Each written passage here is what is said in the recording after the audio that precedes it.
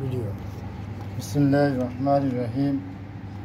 قال الله تعالى لن تنالوا البر حتى تنفقوا مما تحبون وقال تعالى يا أيها الذين آمنوا انفقوا من طيبات ما كسبتم ومما أخرجنا لكم من الأرض ولا تيمموا الخبيث منه تنفقون।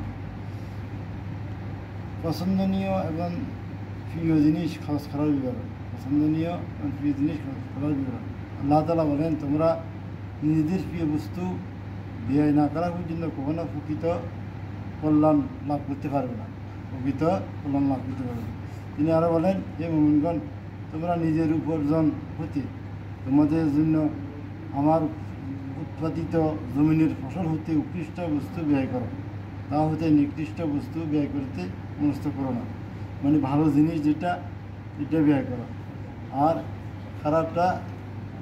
খারাপটা দেওয়ার মনস্থ করিও না। না ভিক্ষু গাইলে হাডাগা হুডাগা টিয়া দিয়ে দিয়ে ইয়ে অসলগা পুরাতন সেটা নয়, যেটা উৎকৃষ্ট মানে সেটা করার অবস্থায় দান করো। এটা করতেছে যেটা উৎকৃষ্ট সুন্দর দৃষ্টিপুষ্ট এটা কী করো, দান করো। এবারে আনাস রাদিয়াল্লাহু তাআলা কর্তৃক বর্ণিত, তিনি বলেন, মদিনা আনসারি গানের মধ্যে আবু তালহা রাদিয়াল্লাহু সবচেয়ে অধিক খেজুরের বাগান ছিল, মালিক ছিলেন। মসজিদের নবীর নিকটবর্তী অর্থাৎ বাজরুহা নামক বাগানটি তার কাছে অধিক প্রিয় ছিল। নবী করিম সাল্লাল্লাহু আলাইহি ওয়াসাল্লাম তার বাগানে প্রবেশ করে সুফে পানি পান করতেন। আনাস রাদিয়াল্লাহু বললেন, তখন এই আয়াত অবতীর্ণ হলো, যার অর্থ, তোমরা যা ভালোবাসো তা থেকে ব্যয় না করা পর্যন্ত তোমরা কখনো পূর্ণ লাভ করতে পারবে না। সূরা আল ইমরানের ভিতরে কাছে প্রিয় বস্তুকে দান করার জন্য বলা হয়েছে। তখন আবু তালহা রাদিয়াল্লাহু নবী করিম সাল্লাল্লাহু আলাইহি ওয়াসাল্লামের নিকট গিয়ে বললেন, ইয়া রাসূলুল্লাহ, আল্লাহ বলেন, তোমরা যা ভালোবাসো তা থেকে ব্যয় করা না করা পর্যন্ত তোমরা কখনো পূর্ণ লাভ করতে পারবে না।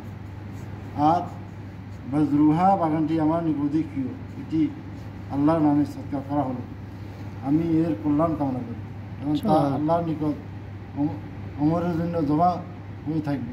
কাজেই আপনি যাকে দান করার ভালো মনে করেন তাকে দান করেন। তখন নবী করিম সাল্লাল্লাহু আলাইহি ওয়াসাল্লাম বললেন, তোমাকে ধন্যবাদ, এই হচ্ছে লাভজনক সম্পদ, তুমি যা বলেছ তাই করব, তাই শুনলাম, আমি মনে করি তোমার আপন জনের মধ্যে তা বর্ণন করে দাও। আবু তালহা রাদিয়াল্লাহু বললেন, ইয়া রাসূলুল্লাহ, আমি তাই করব। তারপর তিনি তার আত্মীয় স্বজন আপন চাচার বংশধরদের মধ্যে বর্ণন করে দিলেন। বুখারী শরীফ করলেন। তাহলে দিতে চাইলেন মূল্যটা আল্লাহ রাসূল দিতে চাইলেন, ওমর রাদিয়াল্লাহু আল্লাহ রাসূলের কাছে অফ করে দিলেন। আর বললেন যে তুমি আর তোমার আপন জনের মধ্যে বর্ণন করে দাও। আগে হকদার কারা?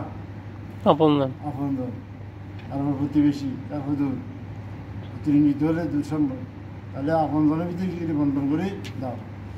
বুখারী শরীফ হাদিস এভাবে উল্লেখ করলেন। আল্লাহ তাআলা আমাদেরকে সেরকম লাভজনক ব্যবসা করার তৌফিক দান করেন। সুবহানাল্লাহ।